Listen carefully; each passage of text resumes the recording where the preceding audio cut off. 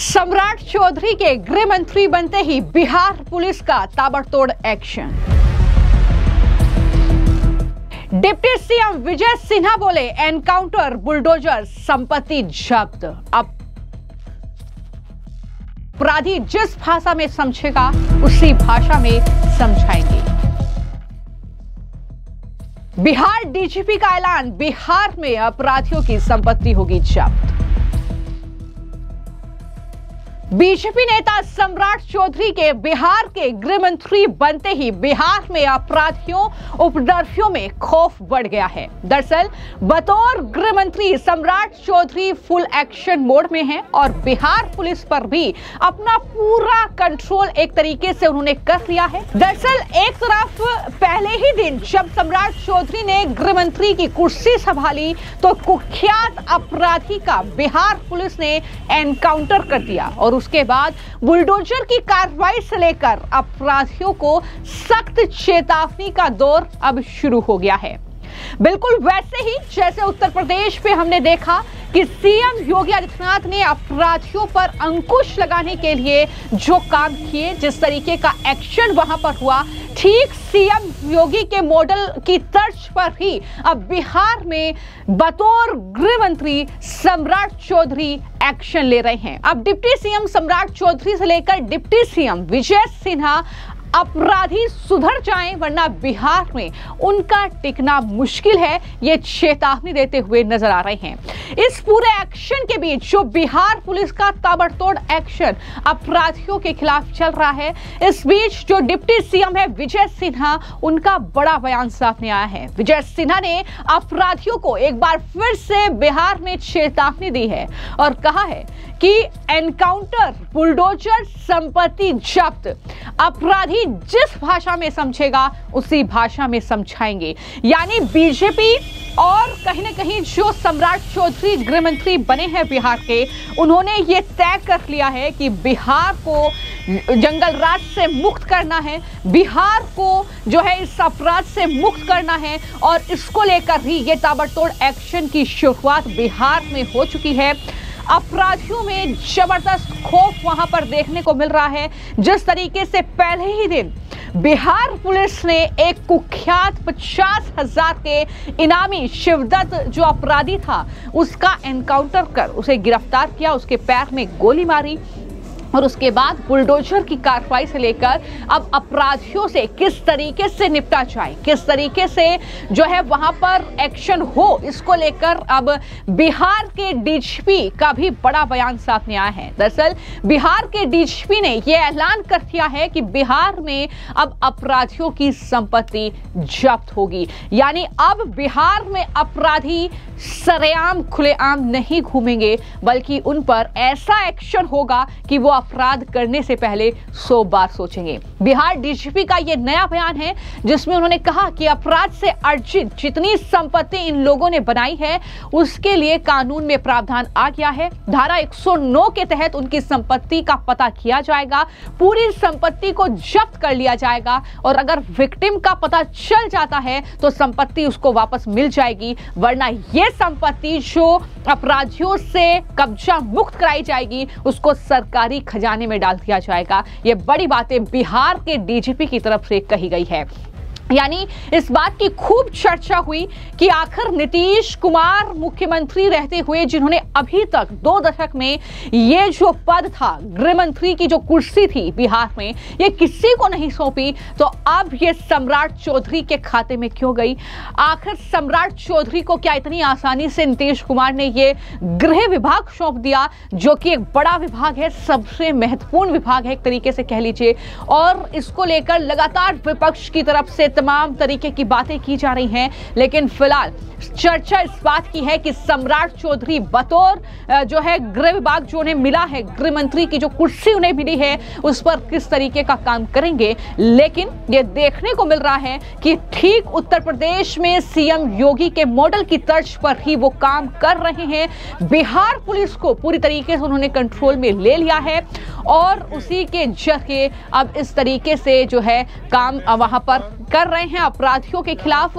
और कहीं ना कहीं इस बार सम्राट चौधरी ने जब गृह विभाग की जिम्मेदारी संभाली है तो इसके बाद राज्य के डीजीपी विनय कुमार ने एक नया पुलिसिंग फ्रेमवर्क लागू किया है, जिसके तहत संगठित अपराध की परिभाषा का विस्तार किया गया है।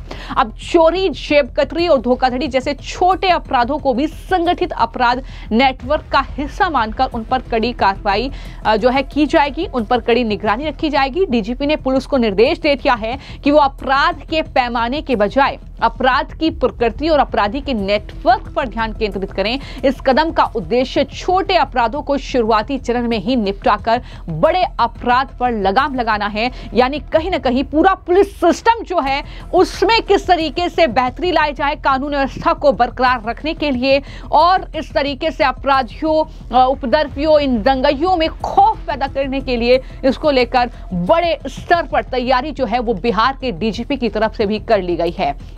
अब एक तरफ आपने डिप्टी सीएम विजय कुमार सिन्हा का बयान भी देखा कि वो किस तरीके से चेतावनी दे रहे हैं। वो कह रहे हैं कि चाहे बुलडोजर की कार्रवाई करनी पड़े, चाहे एनकाउंटर की कार्रवाई करनी पड़े, लेकिन इस तरीके का एक्शन होकर रहेगा बिहार में। और वहीं पर जो मंत्री बने हैं उद्योग मंत्री दिलीप जायसवाल, उनका बयान सामने आया है। दिलीप जायसवाल बड़ा बयान दे रहे हैं। उन्होंने कहा कि मैंने प्लान तैयार कर लिया है, जल्द ही हर युवक को रोजगार बिहार में मिलेगा, जैसा कि वादा एनडीए की सरकार के जरिए किया गया है। वहीं उन्होंने गृह विभाग को लेकर भी बड़ा बयान दिया। उन्होंने कहा कि गृह विभाग यानी सम्राट चौधरी को जो विभाग मिला है वो फुल एक्शन मोड में है। आज से सख्त कार्रवाई शुरू, अब अपराधियों की खैर नहीं, ये सीधे तौर पर बीजेपी के नेता कह रहे हैं। और चूंकि सम्राट चौधरी को ये विभाग मिला है तो इसके लिए उन्होंने नीतीश कुमार को धन्यवाद दिया और कहा कि उन्होंने हमारी पार्टी पर भरोसा जताते हुए गृह विभाग जैसी अहम जिम्मेदारी सौंपी।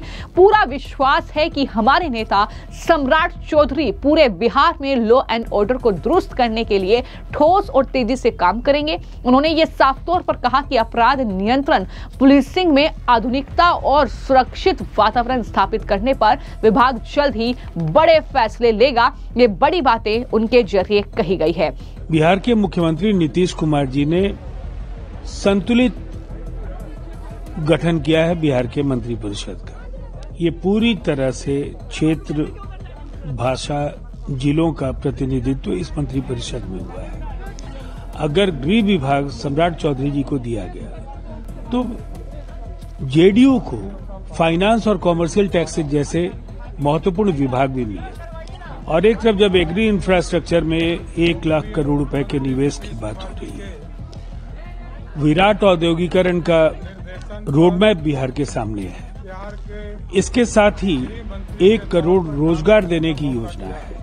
ऐसे में वित्त विभाग की जो भूमिका है बेहद अहम होगी। दूसरी तरफ कॉमर्शियल टैक्सेज राज्य के आंतरिक संसाधनों एक बड़ा जरिया है जिसके जरिए राज्य के कोषागार में पैसे आते हैं।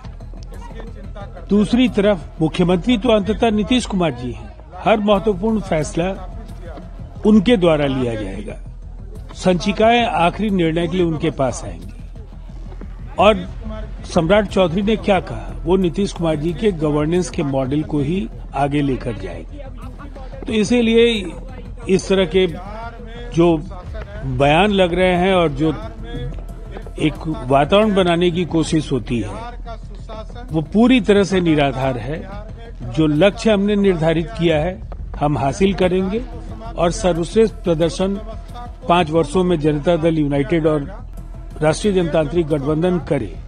ये नीतीश कुमार जी का संकल्प है कि आने वाले 5 वर्षों में बिहार देश के 10 समृद्ध राज्यों की पात में खड़ा हो सके। तो आपने देखा कि किस तरीके से बिहार में चुनाव हुआ और रिजल्ट सामने आया। एक तरफा एनडीए अपनी सरकार बनाने में कामयाब रहा, बीजेपी सबसे बड़ी पार्टी बनकर उभरी। और उसके बाद जब नीतीश सरकार में मंत्रालयों का बंटवारा हुआ तो कुछ इस तरीके से हुआ कि गृह विभाग जो था वो सम्राट चौधरी के खाते में गया। सम्राट चौधरी जो कि बिहार के डिप्टी सीएम भी हैं, लेकिन जो भरोसा कहीं ना कहीं उन पर जताया गया है उस भरोसे पर वो खरे उतरते हुए नजर आ रहे हैं। जिस तरीके का एक्शन पहले ही दिन शुरू हो चुका है बिहार में, अपराधियों और गैंगस्टरों से लेकर माफियाओं से लेकर उपद्रवियों में खौफ की एक लहर एक तरीके से देखने को मिल रही है। जिस तरीके से पुलिस विभाग ने कहीं ना कहीं एक तरीके से कमर कस ली है। और बिहार में जिस तरीके की बातें अब तक होती रही हैं कि अपराध और हत्या, लूटपाट, लेकिन ऐसा लगता है कि बिहार में ये तस्वीर अब जल्द ही बदलती हुई नजर आएगी, या यूं कह सकते हैं कि पहले जिस पर नीतीश कुमार काम कर रहे थे अब वो और बेहतर होगी और अपराध पर अंकुश लगाने, कानून व्यवस्था वहां पर कायम करने के लिए एक बड़ा कहीं ना कहीं कदम जो है वो सम्राट चौधरी के जरिए उठाया जाएगा। फिलहाल आपकी इस पूरे मामले को लेकर क्या राय है हमें कमेंट बॉक्स में जरूर लिखें। धन्यवाद।